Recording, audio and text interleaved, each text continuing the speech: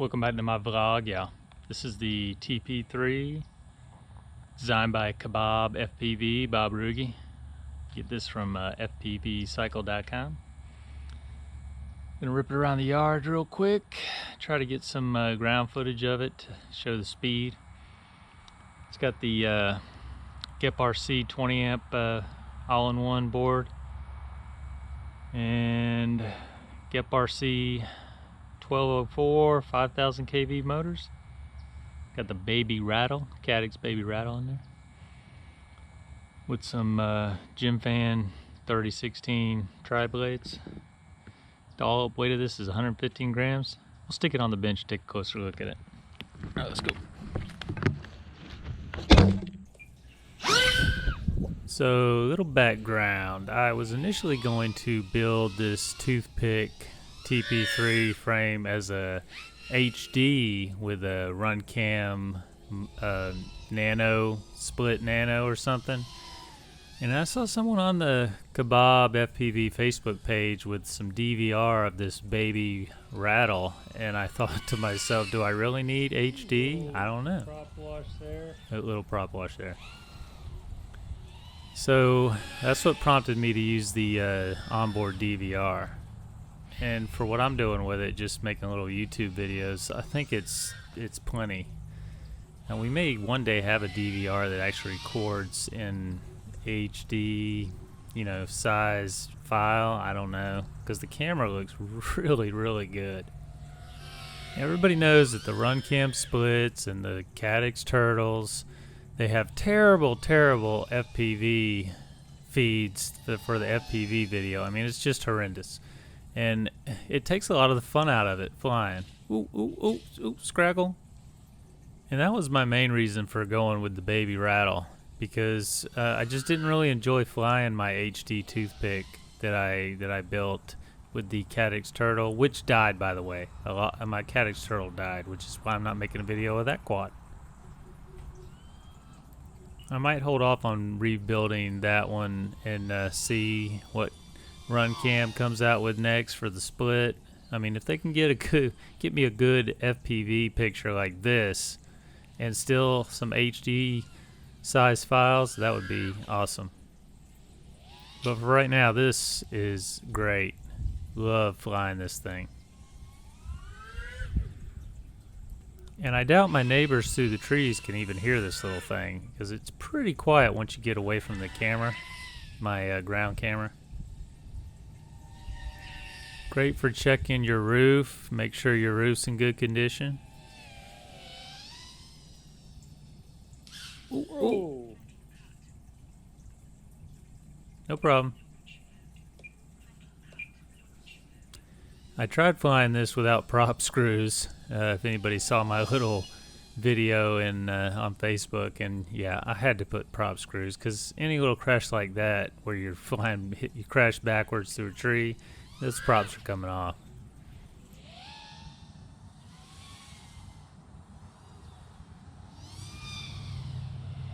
Now that cedar tree there is probably like 15 feet high, and that big oak in the middle of the frame is at least 60 feet high. Oh. And this thing shoots over that oak tree like nothing. My stupid Hero 7 Black stopped recording. It froze on me to send this thing off for another one.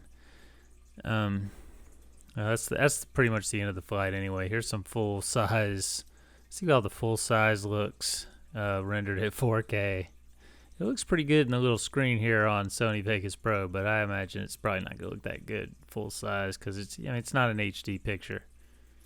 It's still a low res image, but in the goggles, I mean, it looks amazing. You just have to see it to believe it. But definitely the best Nano camera I've ever seen, and probably the best camera I've ever flown. I don't think any of the full size cameras, even the Run Cam Eagle, look this good. All right, here she is, the TP3. Nice tight little build. Let's see how much it weighs. It was 115, but that was with some different props. I can get it to sit on here. Oh, 115 with the battery. 73.6 with no battery. I cut down the lead on these little G&B 450s. The battery lead was so long on this battery. I think I saved maybe half a gram. Yeah, a little bit. 40.5. Sit. 114.2. Alright, that's pretty good. That's not bad. I feel I was good at that weight. I'll put some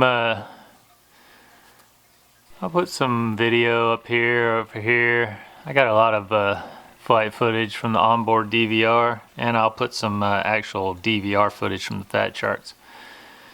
It's got the Happy Model Diamond VTX in there, which has outstanding video quality, I think, for you know, a Happy Model product. But what I really like about this thing is the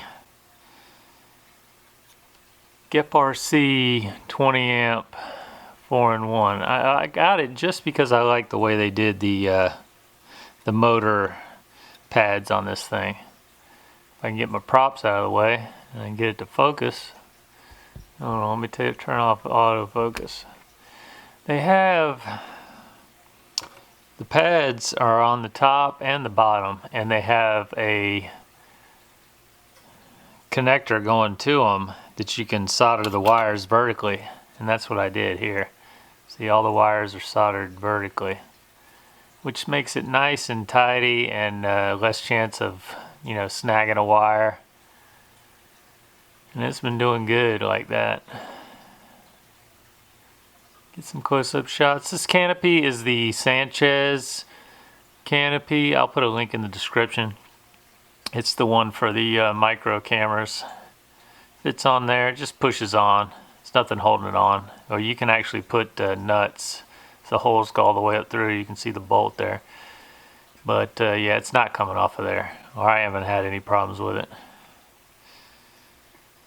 I got a 330 UF 25 volt low ESR capacitor on there. That is Panasonic? Yeah, it's one of the higher quality ones. That's really the only size capacitor you need on something this size. I see people running some big capacitors on these things. I don't know why. That's all they had, maybe. Put a little piece of tape on the back side of the SD card, not the side with the connectors, and pushed it in. And you probably don't even need this piece of tape that's I slid in here and it's on top of the chip, because it's pretty stuck in there when you put tape on it. But that's to keep it from flying out on a crash, and I have crashed it and have not had any problems with that flying out. The frame itself, I'm gonna turn my autofocus back on here. Here we go. The frame itself is not the most durable frame. If you're looking for durability in a toothpick size, this is probably not the frame for you. I broke an arm on a very easy, I mean, it was a 30-foot fall out of a tree, but it was on, you know, Florida sand, grass, pretty soft. But if you hit this just right, it's gonna snap that arm like a twig or a toothpick. So keep that in mind. If you want something a little more durable, not this. I don't know what I'm gonna do with this. This is a let me zoom out a little more. This is a little frame that I bought off of Armaten Productions, and it's not really designed for anything. I think it's designed to be a just a line of sight fun little quad. I might build it up like that, because this is not designed to fit a canopy or any flight controller. I mean, you can put 16 by 16 or 20 by 20 in here, but these bolts won't hold any of the standard canopies. Yeah, get that out of the way. If you're looking for something a little more durable, and I'm not sure how much it weighs. This little frame you can get for 17 bucks on Amazon, and I'll put a link in the description for that. And it comes with a little canopy, and I I have smashed and crashed this. It's 3mm thick, and it's not gonna break. I'm not breaking this thing, and that's with 1304 motors, which I will probably replace with some 1204s, because honestly, these motors, the geprc 1204 5000 kV, feel just as good, if not better, than these RCX. Maybe the RCX aren't quite 5000 kV. I should really try them on 4S. Might do that too. Let's see how much this weighs without the canopy. Yeah, it's pretty heavy, 69 grams. That's with everything though. And these motors are heavy, so yeah, it's probably pretty similar in weight to a TP3 built up. So I'm gonna try building this with a DVR, onboard DVR, and a baby ratel if I can find one. Everybody's out of stock. Oh, did I mention that's the baby ratel in there? The Caddx baby ratel. Anyway, nice little frame, cool little idea with the replaceable arms, which I went ahead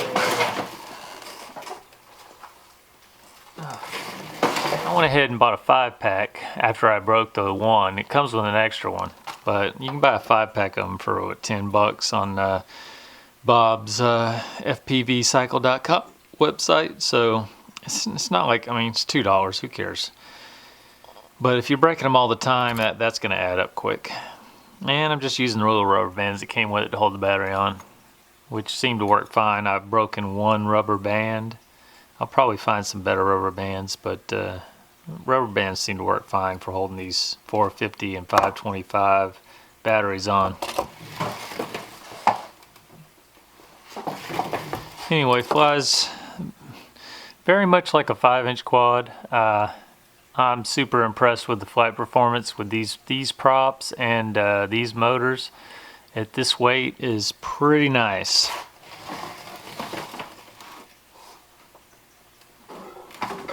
And I'm knocking shit over. And we're gonna cut all that out. I really wanted these Azure props to work out because their durability is great, and the performance I get out of them is great, but I get oscillations on them on the initial punch out, and they just seem to be more prone to prop wash oscillations than these gym fans. The gym fans are much more forgiving, I guess, especially with the tune. I had to lower my P's way down to get these to even be flyable, and they still fly good with the, you know, detuned, but not as good as these. And they may be heavier. I think they're a little heavier too.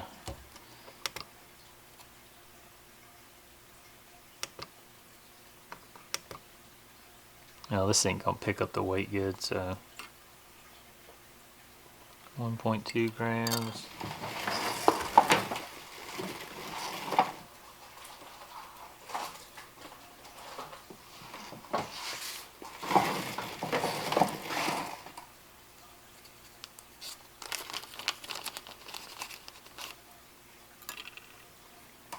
Yeah, it's the same weight. 1.2 grams. Anyway, that is my review. Fun little frame, nice little build, pretty easy to build with the Diamond VTX. It's a lot of plug and play stuff. Oh, I got a Lemon RX diversity receiver on the bottom underneath the flight controller with an antenna coming out on the arms. Seems to work good. I get pretty decent range. I outfly my 200 milliwatt VTX for sure. So I'm flying this on Spectrum DSMX. Nice little yard quad, and I've flown it out in the woods too. A little scared of losing it out there, but still fun to fly. It does not do well in a windy conditions, so If it's windy where you are, this is probably too light for those kind of conditions. I could not fly in the wind with this thing. The wind just takes it. Anyway, that's my review.